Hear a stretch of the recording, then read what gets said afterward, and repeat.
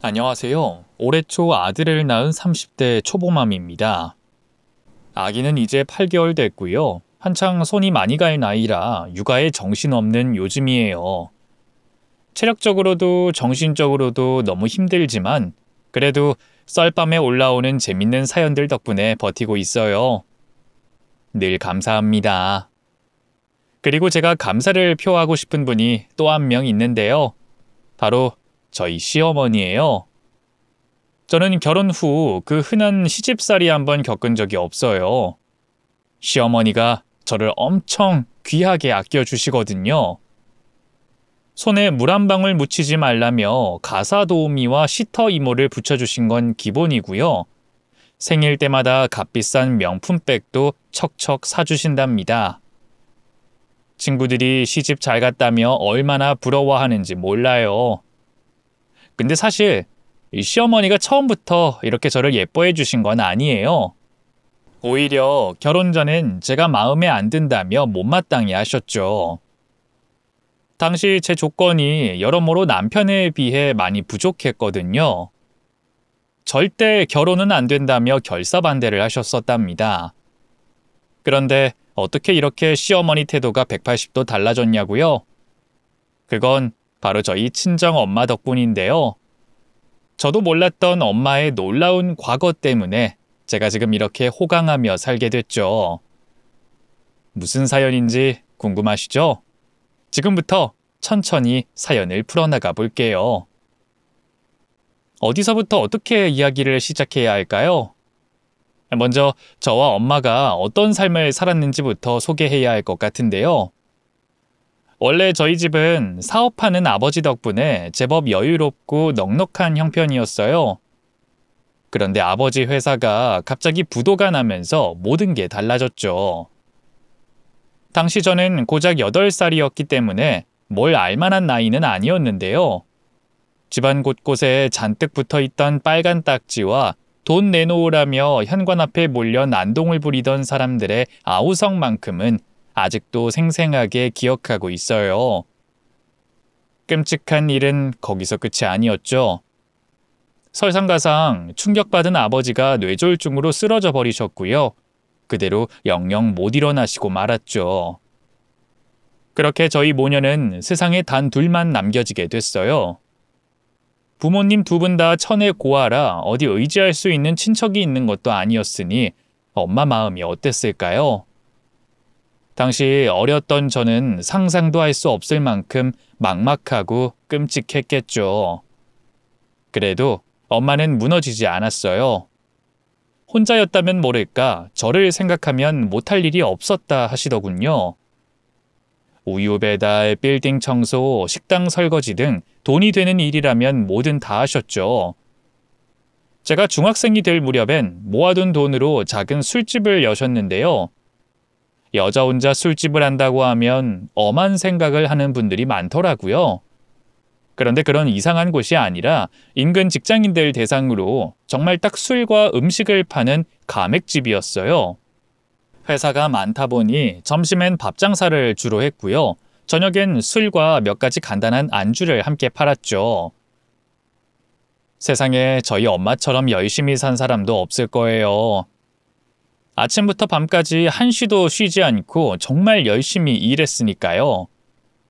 하루 종일 주방에 서서 요리하고 술 나르느라 손은 지문이 없어져 반질반질했고요. 늘 무릎과 허리 통증을 달고 살았죠. 엄마가 그렇게 고생하는데 딸인 제가 어떻게 삐뚤어질 수 있었겠어요. 초등학생 때부터 일로 바쁜 엄마를 대신해 집안 살림을 도맡아 한 건 물론이고요. 학교에서 공부도 열심히 했어요. 생각해보면 저는 그 흔한 사춘기 한번 없었던 것 같네요. 그렇게 착실하게 자란 저는 고등학교를 졸업하자마자 바로 취업했어요. 저희 지역에선 제법 이름 있는 큰 회사였는데요. 사실 제 능력으로는 어림도 없는 곳이었는데 담임 선생님이 추천서를 잘 써주셔서 들어갈 수 있었죠. 내심 제가 대학에 가길 바랬던 엄마는 아쉬워하셨지만 그래도 기뻐하셨어요. 첫 출근 날엔 우리 딸이 벌써 이렇게 컸냐며 눈물을 보이기도 하셨죠. 처음 하는 사회생활은 생각보다 더 녹록지 않았어요. 유독 내성적이던 제 성격 탓일까요? 회사 상사분들을 상대하는 것도 어려웠고요. 실적 관리라든지 거래처 협상이라든지 배워야 할 게 한두 개가 아니었죠. 고졸이다 보니 알게 모르게 회사 내에서 차별도 받았네요. 일한 지 3개월도 안 돼 그만두고 싶다는 생각이 들더라고요. 사실 엄마에겐 말 못했지만 전 옛날부터 작가에 대한 꿈이 있었어요. 이제라도 예술대학에 진학해 영화나 드라마 공부를 하고 싶었죠. 하지만 제가 취직했을 때 너무 좋아했던 엄마를 생각하면 차마 그럴 수가 없었어요. 또 제가 하루빨리 회사에서 자리 잡아야 엄마도 가게를 그만두고 집에서 편히 쉴 수 있다고 생각했죠. 그래서 하루하루 일을 악물고 필사적으로 버텼던 것 같아요. 그런데 알게 모르게 너무 무리했던 걸까요? 평소처럼 회사에 나와 일하던 어느 날이었어요. 월 결산 때문에 점심도 건너뛰고 거래처별 실적을 정리하고 있었는데요. 갑자기 현기증이 일더니만 눈앞이 뿌옇게 흐려지는 거예요. 은영씨, 왜 그래? 괜찮아? 바로 옆에 있던 사수의 고함을 마지막으로 전 그렇게 의식을 잃었어요. 다시 눈을 떴을 땐 병원 응급실이었죠. 검사 결과 과로라고 하더군요. 같이 온 회사 상사는 일 때문에 먼저 돌아가고 저 혼자 링게를 맞고 누워 있었어요. 그러자 잠시 후 담당 의사가 다가와 이런저런 설명을 해주더군요. 하지만 그날 못한 일 때문에 머리가 꽉 차 있던 저는 의사의 설명이 귀에 들어오지도 않았죠. 당분간 일 좀 줄이시고 잠 좀 충분히 자야 해요. 식사도 잘 하시고요.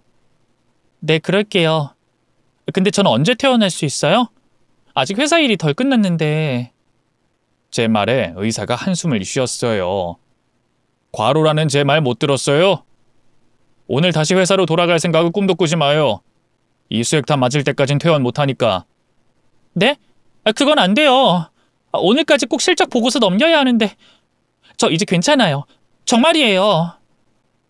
그대로 링거 바늘을 뽑고 일어나려는데 의사가 저를 말렸어요. 미쳤어요? 지금 뭐 하는 겁니까? 오늘까지 보고서 넘겨야 된단 말이에요. 지금 그깟 보고서가 본인 몸보다 더 중요해요? 그건 아니지만. 제가 울상을 짓자 의사가 황당해하는 눈길로 쳐다보더군요. 그리고는 안 되겠던지 간호사를 호출했어요. 여기 이 환자 수액 다 맞을 때까지 절대 못 가게 감시하세요. 딱 부러지게 그렇게 말하는데 너무 황당하더라고요. 바로 항의했죠. 이봐요 선생님. 무슨 그런 말도 안 되는. 하지만 의사는 제 말은 듣지도 않고 그대로 사라져버렸어요. 뭐 저런 의사가 다 있는지 당황스럽더군요. 어쨌든 결국 전 꼼짝없이 2시간 동안 남은 수액을 다 맞아야 했고요. 병원을 나올 때쯤엔 이미 퇴근 시간이 훌쩍 지나 있었죠. 그래도 회사에서 내일까지 푹 쉬라고 배려해준 덕분에 편안한 마음으로 병원을 나올 수 있었죠. 어차피 쌓인 일은 나중에 야근해서라도 다 충당해야 했지만요. 버스 정류장에서 집으로 갈까 아니면 엄마 가게로 갈까 고민할 때였어요. 갑자기 차 클락션 소리가 들려 고개를 돌리니 이게 웬걸. 조금 전 병원에서 본 의사가 커다란 승용차를 타고 있는 게 아니겠어요. 그 의사도 퇴근하는 모양이더라고요. 무시하려는데 그 의사가 먼저 입을 열었어요. 수액 다 맞고 가는 거죠? 무슨 병원 밖에서까지 감시를 하세요? 직업정신 참 투철하시네요. 아까의 앙금 때문에 괜스레 툴툴거리니 그 의사가 픽 웃더군요. 그럼요. 안 그럼 의사 못하죠. 타요. 집까지 바래다 줄게요. 갑작스러운 의사의 말에 얼마나 놀랐는지 몰라요. 네? 저를 왜 태워다 주시는데요? 글쎄요. 직업정신이 투철해서? 농담하지 마시고요. 진짜예요. 아직 기운 없잖아요. 버스 타지 말고 제 차 타요. 집까지 안전하게 모셔다 드릴게요. 아닌 게 아니라 막 퇴원해 그런지 몸에 힘이 하나도 없었거든요. 그래서 못 이기는 척하고 그 의사차에 올라탔죠. 직업도 직장도 다 아는데 뭐 설마 이상한 짓을 할까 싶더라고요. 그렇게 같이 차를 타고 가는데 그 사람이 제게 계속해서 말을 걸었어요. 회사에서 무슨 일을 하는지, 남자친구는 있는지 별걸 다 묻더군요. 아무리 남자 경험이 없는 저라지만 그 사람이 제게 가짜는 수작을 걸고 있다는 건 알 수 있었죠. 자세히 보니 키도 훤칠하니 잘생겼더라고요. 하지만 오히려 그게 더 바람둥이 같아서 별로더라고요. 그래서 집에 도착하자마자 얼른 차에서 내렸어요. 그리고 그 의사한테 저한테 관심 있는 것 같은데 그쪽 제 스타일 아니거든요? 태워다 주신 건 고마운데 연락처 같은 거 묻지 말고 그냥 가주세요. 하고 말했죠. 그러자 갑자기 그 의사가 막 웃는 게 아니겠어요. 그리고는 제가 언제 그쪽한테 관심 있다고 했어요? 하고 묻더라고요. 잘못 짚었나 싶어 순간적으로 당황했죠. 아니, 그런 게 아니면 왜 집까지 데려다 준다고 해요? 남자친구 있는지 왜 묻고요? 데려다 준다는 건 진짜 의사로서 걱정돼서 그런 거고요. 남자친구 있는지 물어본 건 후배 녀석 하나가 하도 소개팅 시켜달라고 졸라서요. 주변에 솔로인 여자도 없고 뭐 그쪽이 나이도 얼추 맞고 괜찮을 것 같아서 그런 건데. 오해하셨나 봐요. 의사의 말에 얼굴로 확 열이 몰렸어요. 어찌할 바를 모르고 서 있다 그대로 도망치려는데 그 남자가 뒤에서 저를 붙잡더군요. 그쪽이야말로 저한테 관심 있는 것 같은데. 내일 뭐해요? 저 내일 오픈데 같이 영화라도 볼래요? 사람 가지고 장난하는 것도 아니고 뭐 하자는 건지 어안이 벙벙하더라고요. 놀리는 건가 싶어서 화도 났죠. 싫어요. 제가 왜요? 그러지 말고요. 영화 한번 같이 봅시다. 네? 됐다고 하는데도 의사는 막무가내였어요. 병원 옆에 있는 영화관에서 만나자고 올 때까지 기다리겠다고 하더군요. 그날 밤 거의 뜬 눈으로 밤을 새웠던 것 같아요. 내가 거길 왜 가? 절대 안 가. 라고 결심했는데 정신을 차려보니 웬걸 퇴근 후 발걸음은 이미 영화관으로 향하고 있더군요. 그 의사는 이미 도착해 있었어요. 제가 올 걸 알고 있었다는 듯이 이미 콜라에 팝콘까지 사놨더라고요. 왔어요. 곧 영화 시작해요. 얼른 들어가요. 저를 발견한 의사가 환하게 웃으면서 저를 잡아 끌었어요. 그 순간 갑자기 있는지도 몰랐던 심장이 미친 듯이 뛰기 시작했죠. 맞아요. 생애 처음으로 사랑에 빠진 거였어요. 그렇게 전 그 의사와 같이 영화를 봤어요. 사실 너무 긴장한 나머지 영화가 눈에 들어오지도 않았고요. 무슨 내용이었는지 하나도 기억이 안 나요. 중요한 건 그 뒤로도 종종 그 사람과 만나 영화를 보고 밥을 먹고 커피를 마셨다는 거죠. 그렇게 3개월쯤 만났을까요? 그 사람이 먼저 정식으로 사귀자고 고백을 했어요. 그 사이 그 사람에 대한 마음이 더욱 커졌던 저는 당연히 좋다고 했죠. 알고 보니 그 사람은 저를 병원에서 처음 본 순간부터 첫눈에 반했다고 하더군요. 다른 후배 소개팅 시켜주려고 했다는 말은 그냥 절 놀리려고 한 말이었대요. 제가 너무 반응이 확확 와서 놀리는 맛이 있다나요? 좀 장난스러운 면이 있었지만 뭐 어쨌든 남자친구는 기본적으로 다정하고 좋은 사람이었어요. 게다가 알고 보니 남자친구도 저처럼 일찍 아버지를 여의고 홀어머니 밑에서 자랐더라고요. 비슷한 결핍이 있어서 그런지 저희는 빠른 속도로 가까워졌고요. 사귄 지 1년 만에 결혼까지 생각하게 됐죠. 남자친구 어머니는 건물 임대 사업을 하는 분이었어요. 요즘 흔히 하는 말로 건물주라고 하나요? 남자친구 말로는 밑바닥에서부터 성공하신 분이라 성격도 세고 강단도 있다 하더군요. 그 말을 들으니 혹시라도 절 마음에 안 들어하면 어쩌나 얼마나 걱정했는지 몰라요.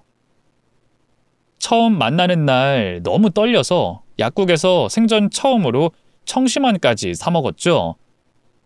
그리고 긴장해서 볼성사납게 말을 더듬을까봐 인사말도 따로 준비해 갔는데요.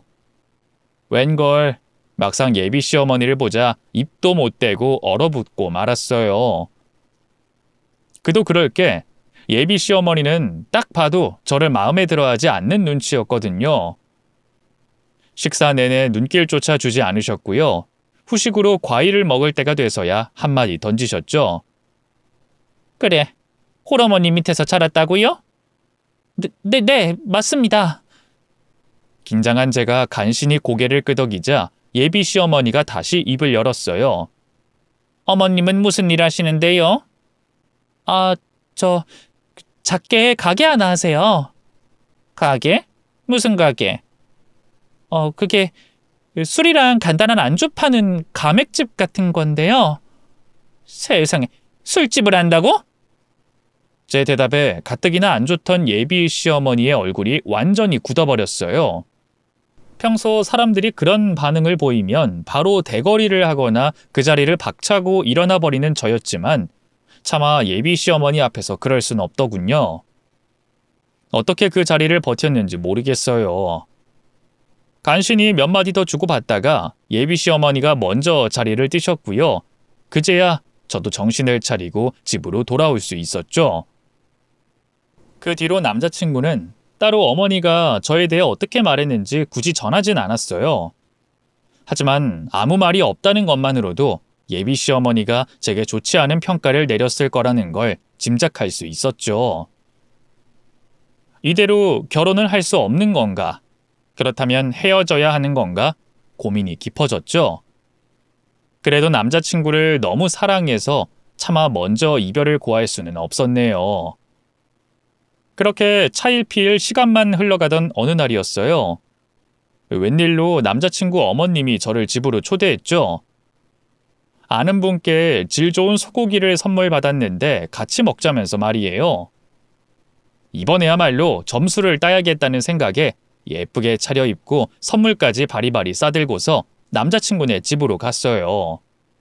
그런데 현관문을 열고 안으로 들어선 순간 저는 충격적인 광경에 그대로 굳어버리고 말았습니다. 글쎄 예비 시어머니 옆에 웬 젊은 여자가 찰싹 붙어있지 뭐예요. 주먹만한 얼굴에 뽀얀 피부, 커다랗게 쌍꺼풀 진 두 눈. 같은 여자가 봐도 대단한 미인이었죠.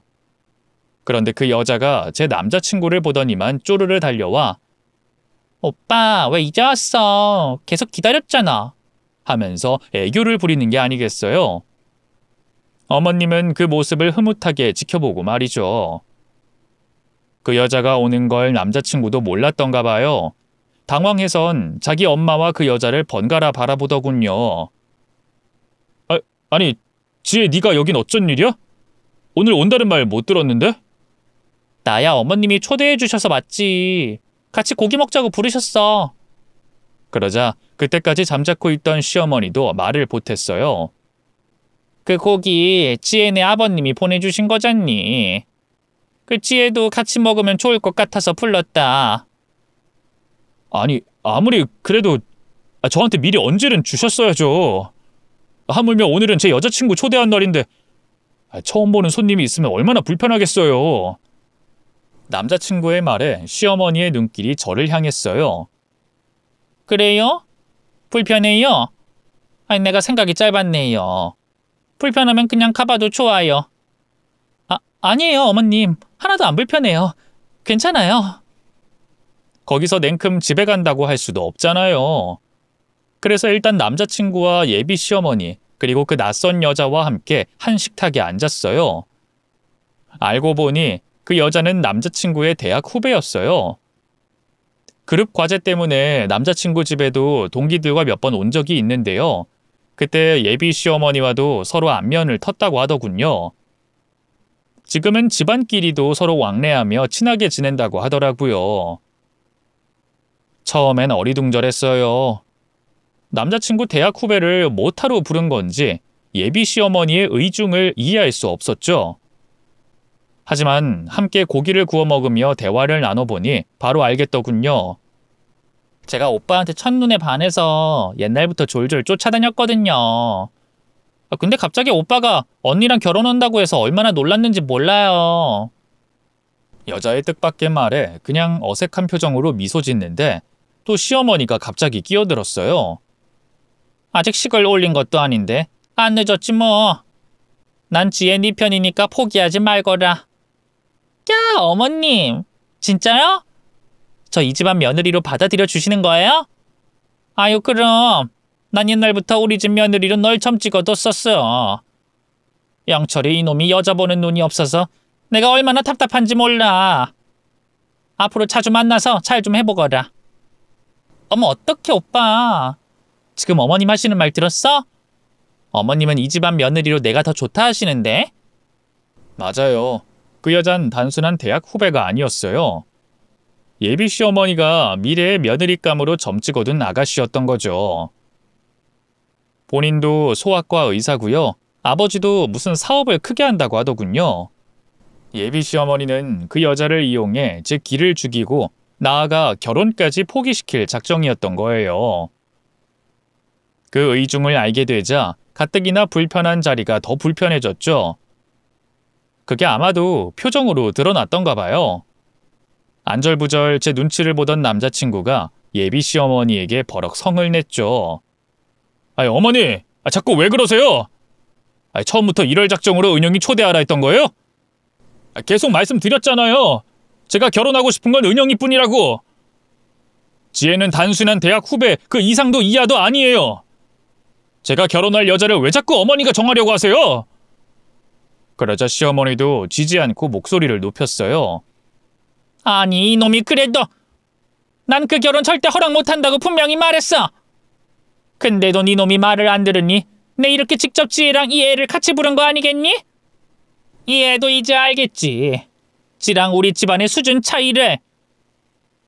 정말 작정하고 부르셨다 그 말이군요. 그런 것도 모르고 전 어머니가 이제야 은영이한테 마음을 열어주는 건 줄 알고. 정말 실망입니다, 어머니. 흥분한 남자친구는 자리를 박차고 일어났어요. 그리고 그대로 저를 끌고 나가려고 했죠. 이제 됐어. 가자, 은영아. 여기 더 있을 가치도 없어. 그치만... 괜찮아. 얼른 일어나. 남자친구의 단호한 태도에 결국 저는 어쩔 수 없이 자리에서 일어났어요. 어차피 저는 이 집안에서 환영받지 못하는 존재니 차라리 잘 됐다 싶더군요. 그렇게 남자친구를 따라 밖으로 나가려 할 때였어요. 상황을 지켜보던 예비 시어머니가 가만히 제게 입을 여시더군요. 아가씨가 날 좀 이해해주면 좋겠어요. 나도 일찍 남편 여이고 혼자 영철을 키웠으니 홀어머니 밑에서 컸다는 것까진 어떻게든 이해하려고 했어요. 고졸 출신의 평범한 회사원이라는 것도 뭐 어차피 우리 영철이 내조할 현모양처를 원했으니까 상관없다 싶었죠. 하지만 술집이라니? 결혼이 애들 소꿉장난도 아닌데 그래도 서로 집안이 엇비슷하게 격이 맞긴 해야 하지 않겠어요? 나 그런 천한 집안 며느리는 도저히 못 드리겠네요. 미안해요. 사과를 가장한 모욕이었어요. 순식간에 예비 시어머니에 의해 저는 천한 집안의 딸이 돼버렸으니까요. 저를 남부럽지 않게 키우기 위해 한평생 애를 쓰셨던 엄마도 순식간에 천한 사람이 돼버렸고요. 너무 화가 나니까 오히려 말문이 턱 막히더라고요. 차마 뭐라고 입도 열지 못하고 벌벌 떨고만 있는데 남자친구가 그대로 저를 잡아 끌더군요. 가자, 은영아. 대꾸할 가치도 없어. 일어나. 그렇게 밖으로 나와 남자친구 차에 올랐는데 어찌나 서럽고 화가 나던지요. 괜히 남자친구한테 화풀이하듯 소리쳤어요. 천한 집안? 우리 집이 왜 천한 집안인데? 어? 오빠가 의사면 다야? 오빠 엄마가 건물주면 다냐고. 미안해, 은영아. 우리 엄마 나 키우려고 정말 열심히 일했어. 아버지 돌아가시고 여자 혼자 몸으로 죽어라 이랬단 말이야. 우리 엄마가 남의 집 돈 훔친 것도 아니고 사기친 것도 아닌데 왜 천하다는 말을 들어야 돼? 술집 하면 다 천한 거야? 그래? 그렇게 말하는 사람이야말로 천한 거 아닌가? 은영아, 미안해. 내가 입이 10개라도 할 말이 없다. 일단 오늘은 진정하고 집에 가서 푹 자. 내가 바래다 줄게. 됐어. 필요 없어. 나 혼자 갈 거야. 그리고 우리 사이도 다시 생각해보자. 나 오빠 어머님 같은 사람하고 한 가족으로 살고 싶지 않아. 그렇게 일가라고 집에 돌아와 혼자 얼마나 울었던지요. 엄마한테 들킬까봐 이불을 뒤집어 쓰고 소리 없이 눈물만 흘렸네요. 근데 이 엄마란 존재는 참 대단하죠. 간밤에 제게 무슨 일이 생겼다는 걸 눈치채셨나 봐요. 다음날 출근하려고 거실로 나가니 식탁 위에 제가 좋아하는 엄마표 김치찌개가 끓여져 있더군요. 옆에는 우리 딸 늘 엄마가 응원해. 화이팅. 사랑한다. 하고 적힌 작은 쪽지가 놓여 있었죠. 엄마가 새벽부터 정성껏 끓이고 나간 김치찌개를 먹으면서 한 번 더 결심했네요. 엄마를 무시하는 그런 집안은 나야말로 사양이라고 말이죠. 그날 퇴근하자마자 바로 남자친구를 만났어요. 그리고 헤어지자고 말했죠. 그런데 생각보다도 더 남자친구는 저를 사랑하고 있었나 봐요. 그냥 쿨하게 받아들일지도 모른다 생각했는데 웬걸 절대 안 된다며 펄쩍 뛰더군요. 심지어는 제 앞에서 처음으로 눈물까지 보였어요. 은영아, 난 너 없으면 못 살아. 제발 다시 생각해주라. 응? 어머니는 내가 어떻게든 설득해 볼게. 아니, 난 그런 모욕받고 더는 오빠 못 만나겠어. 미안해. 어차피 오빠야 조건도 좋고 집안도 좋고 금방 다른 여자 만날 수 있을 거야. 뭐 어제 본 지엔지 뭔지 아는 그 여자도 있고.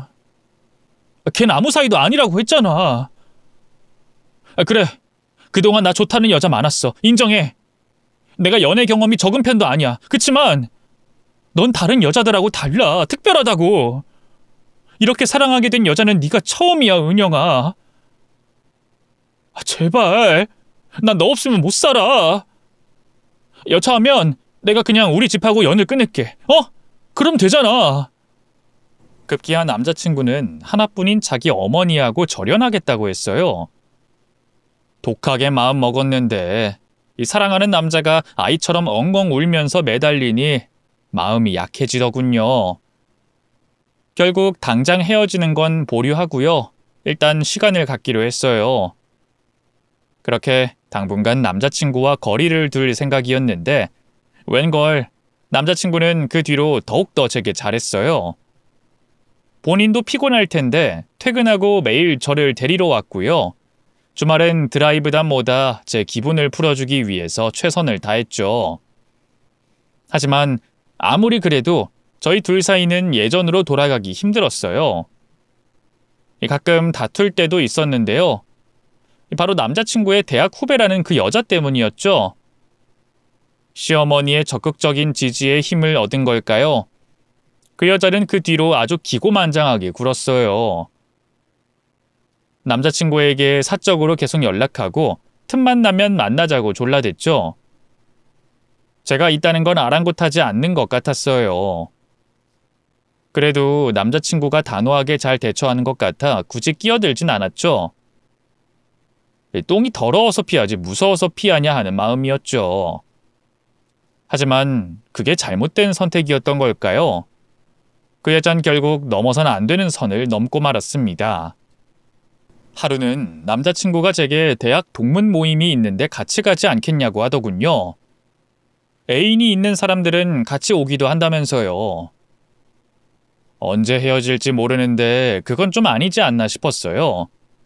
그래서 거절하려는데 남자친구가 잔뜩 긴장한 채로 제 대답을 기다리는 게 문득 눈에 들어오더라고요. 남자친구가 나름대로 저희 사이를 옛날로 돌리기 위해 무진 애를 쓰고 있다는 걸 알고 있었어요.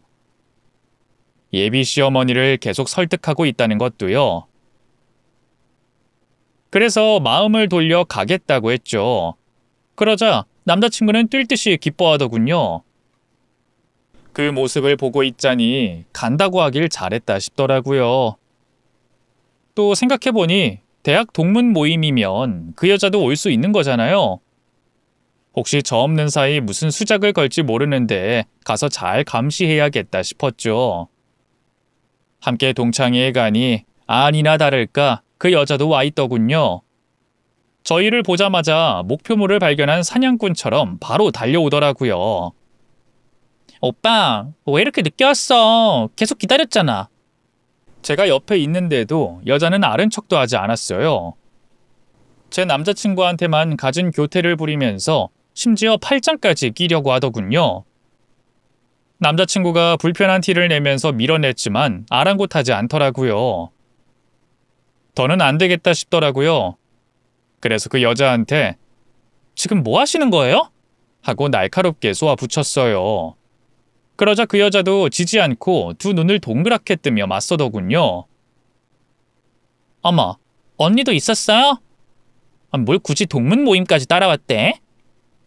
오든 말든 제 맘이고요. 지금 뭐 하는 거냐고 물었잖아요. 제가 뭘요? 몰라서 물어요? 전부터 한번 얘기하려고 했는데 왜 자꾸 남의 남자한테 사적으로 연락하시는 거예요? 방금 팔짱은 왜 끼려고 한 거고요? 아무리 친해도 엄연히 남녀 사이인 건데 임자 있는 남자한테 스킨십 조심해야 한다는 거 몰라요? 기가 막혀. 제가 연락하든 말든 팔짱을 끼든 말든 그쪽이 무슨 상관이에요? 남의 남자? 아직 결혼한 것도 아닌데 왜 오빠가 그쪽 남자예요? 식장 들어가기 전까진 모르는 거 아닌가? 그리고 그쪽보다 제가 오빠랑 더 먼저 알았거든요? 그래요. 식장 들어가기 전까진 모르는 거죠. 근데 같이 식장 들어갈 여자가 꼭 그쪽이라는 보장도 없잖아요. 오빠는 그쪽이 마음에 안 든다고 계속 말하고 있는데 여자로서 자존심도 없어요? 뭐가 어쩌고 저쩌요? 자존심? 네. 자존심 좀 지키면서 살아요. 그리고 어쨌든 지금 오빠가 사랑하는 여자는 저예요. 그쪽이 아니라. 그러니까 연락 문제도 스킨십도 좀 조심해줬으면 좋겠어요. 자꾸 선 넘지 말라고요. 제 말에 부화가 난 걸까요? 여자가 부들부들 떨다가 다시 입을 열었어요. 제가 선을 넘긴 뭘 넘어요? 설마 아직도 오빠랑 그쪽이 결혼할 수 있다고 착각하는 건 아니죠? 오빠가 그쪽한테 지금 마음이 있으면 뭐래요. 어머님이 그렇게 대놓고 모욕을 줬는데 자기가 무슨 신데렐라라도 되는 줄 아나?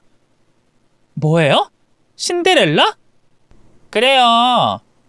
천안 술집 딸 주제 지금 의사 남편의 건물주 시어머니 갖고 싶다 이거 아니에요.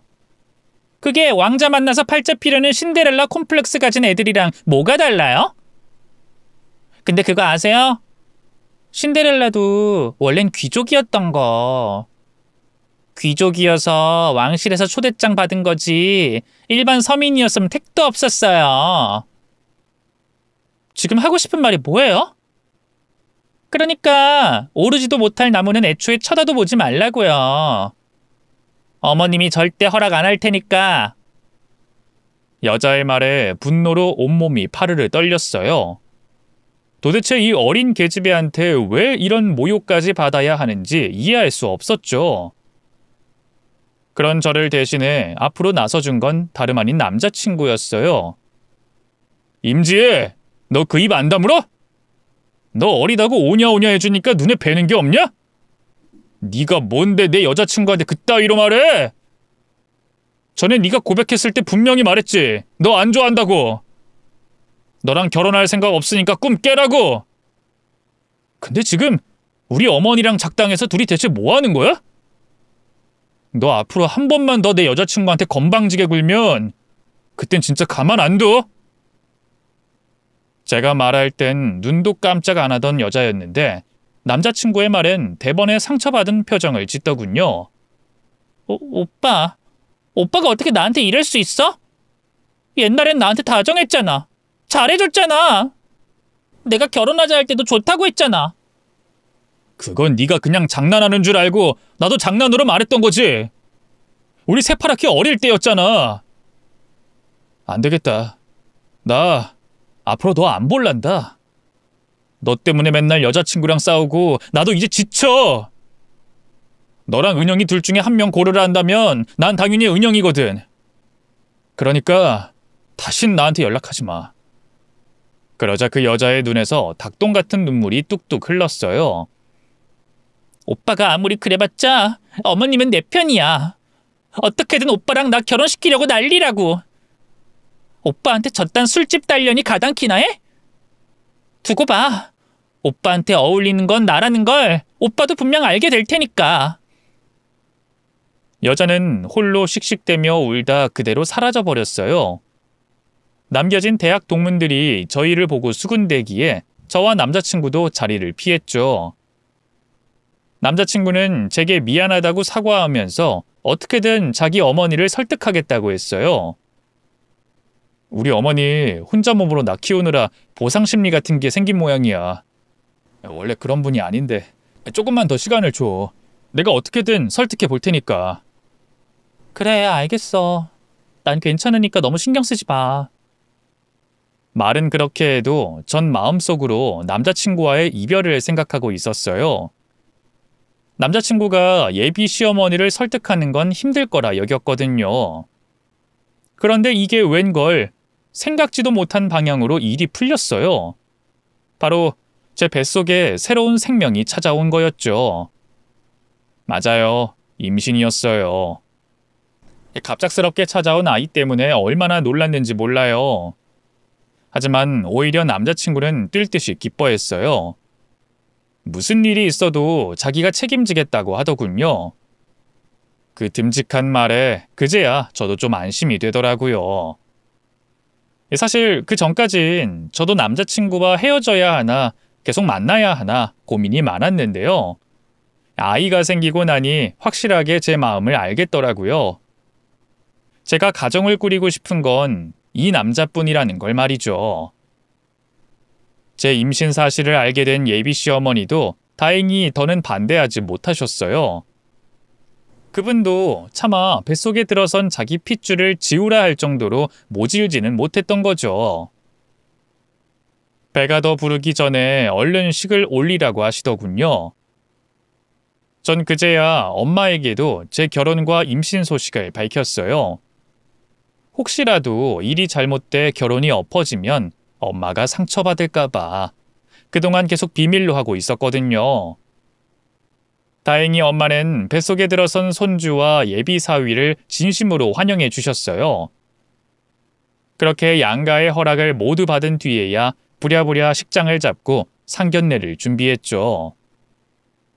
상견례장은 시어머니의 까다로운 식성을 고려해 5성급 호텔 셰프 출신이 운영한다는 한정식 집으로 잡았어요. 엄마와 먼저 도착해 단독 룸에서 기다리고 있자니 이내 남자친구도 예비 시어머니와 함께 모습을 드러냈죠. 예비 시어머니는 한눈에 봐도 억지로 끌려 나온 모양새였어요. 아이 때문에 어쩔 수 없이 결혼을 허락하긴 했지만 여전히 저도 저희 집안도 못마땅해 하셨으니까요. 혹시라도 저희 엄마한테 무례하게 구는 건 아닐지 저도 모르게 긴장이 되더군요. 아무것도 모르는 엄마가 먼저 자리에서 일어나 입을 열었어요. 안녕하세요. 그 은영이 애미인 박경애라고 합니다. 그동안 말씀 많이... 먼저 일어나 인사를 하던 엄마가 갑자기 말을 멈췄어요. 그리고 경악스러운 표정으로 예비 시어머니를 쳐다보더군요.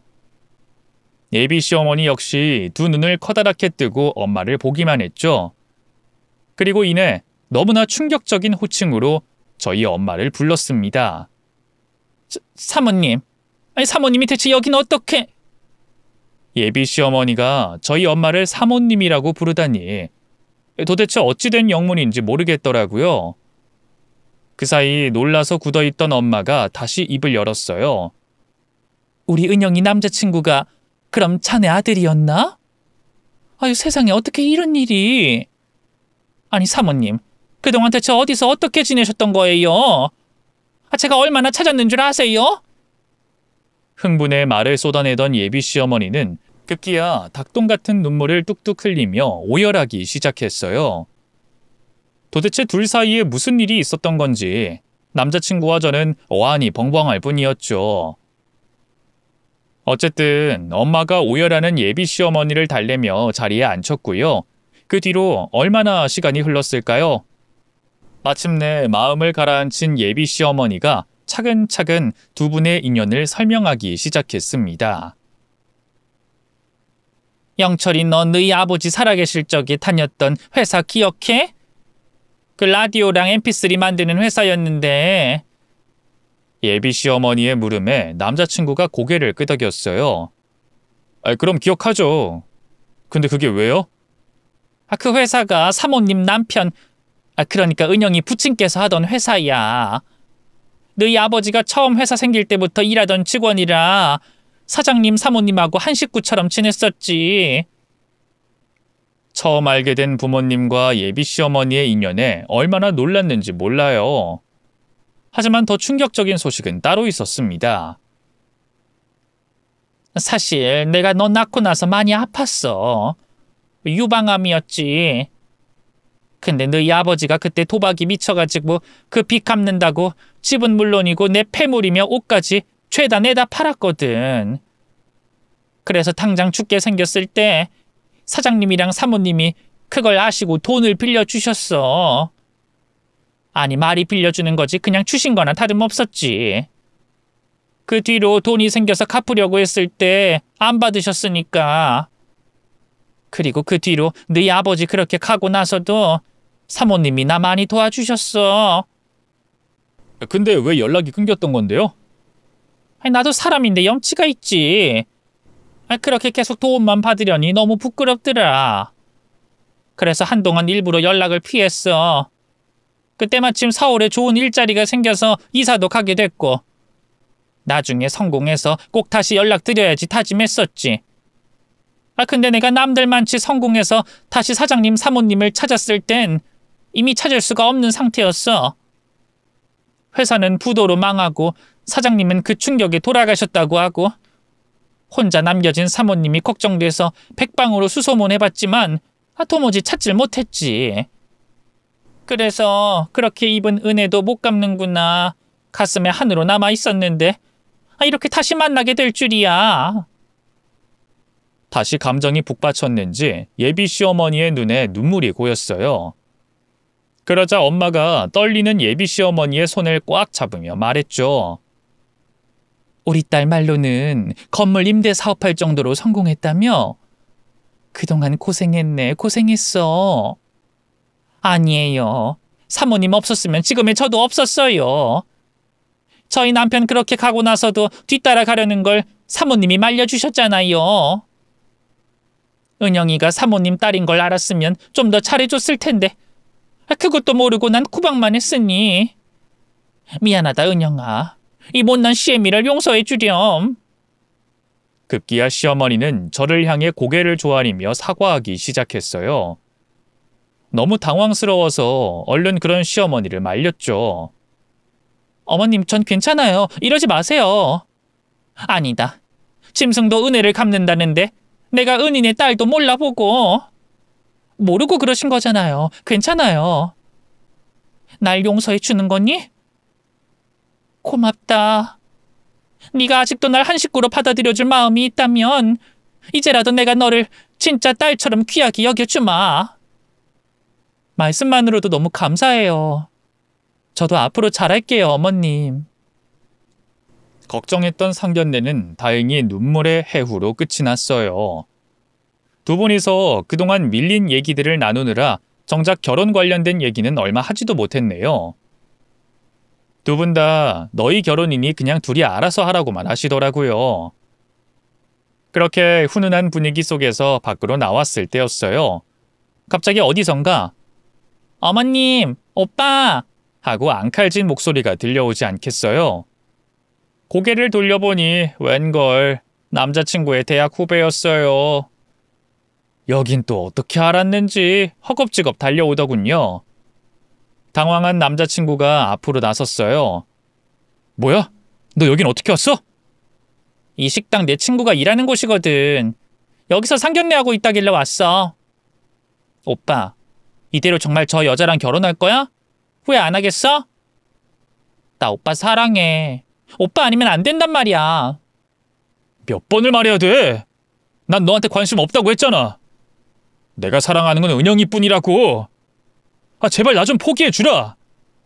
오빠 정말 아직도 정신을 못 차렸구나. 상간녀가 이를 악물던 것도 잠시 이내 제 쪽을 휙 쳐다봤어요. 그 순간 술 냄새가 확 끼치더군요. 세상에, 얼마나 저를 우습게 봤으면 술 먹고 여기까지 와서 꼬장을 피우는 건지 기가 막히더라고요. 더는 안 되겠다 싶어 말리는 남자친구를 뒤로 하고 제가 앞으로 나섰죠. 적당히 하세요. 지금 술 먹고 남의 상견례장에 와서 뭐 하는 거예요? 이런다고 영철 오빠가 그쪽한테 마음을 줄 것 같아요? 사람은 포기해야 할 때 포기할 줄도 알아야 하는 법이에요. 제가 나선 게 그 여자의 화를 더 건드렸던가 봐요. 여자가 바르르 떨면서 입을 열더군요. 참나, 어디 술집 딸년 따위가 나한테 대거리를 해? 그러더니 옆에 서 있던 저희 엄마를 발견하고 입가에 비웃음을 띄우더군요. 아, 옆에 있는 사람이 술집 한다는 네 애미니? 천박하게 생긴 게 둘이 꼭 닮았네. 그렇게 여자는 또 한 번 선을 넘었어요. 너무 화가 나서 여자를 향해 달려들려고 했는데 그보다 더 빨리 움직인 사람이 있었어요. 바로 저희 예비 시어머니였죠. 시어머니는 화살처럼 빠르게 여자에게 다가가더니 그대로 뺨을 올려붙였어요. 놀란 여자가 뺨을 감싼 채 예비 시어머니를 바라봤죠. 어머님, 지금 절 때리신 거예요? 어떻게 다른 사람도 아니고 어머님이 절... 사람으로서 해도 될 말이 있고 해서는 안 되는 말이 있는 거야. 어디 사람 면전에 대고 천박하네 뭐네 하면서 모욕을 줘? 네가 이런 애인 줄 모르고 우리 영철이랑 맺어주려고 했다니 내가 미쳤었지. 어머님, 그게 무슨 말씀이세요? 어머님도 저 좋다고 예쁘다고 하셨잖아요. 무슨 일이 있어도 제 편이라고 하셨잖아요. 그건 네가 이렇게 위아래 구분도 못하고 막 나가는 애인 줄 몰랐을 때 일이지. 됐고, 앞으로 다시는 우리 앞에 나타나지 말아라. 안 그럼 너희 아버지가 빌려간 내 돈 당장 갚아야 할 거야. 그게 무슨... 예비 시어머니의 확 달라진 태도에 남자친구의 대학 후배는 어쩔 줄 몰라 했어요. 그러다 갑자기 저를 노려보면서 대체 무슨 짓을 한 거냐며 발악하더군요. 너 도대체 어떻게 어머님 꼬여낸 거야? 이 불려시 같은 년. 오빠 꼬실 때부터 알아봤어야 하는데. 그래, 어디 너 죽고 나 죽어보자. 급기야 그 여자는 저를 향해 달려들기 시작했어요. 하지만 저도 더는 그냥 가만히 당해줄 수가 없더라고요. 달려드는 여자를 그대로 떠밀어버렸고요. 그걸로도 분이 안 풀려 연거푸 따귀를 때렸죠. 어디 남의 부모를 술집 한다는 것만으로 천박하네 어쩌네 함부로 입을 놀려? 그러는 너야말로 천박하다는 걸 모르겠니?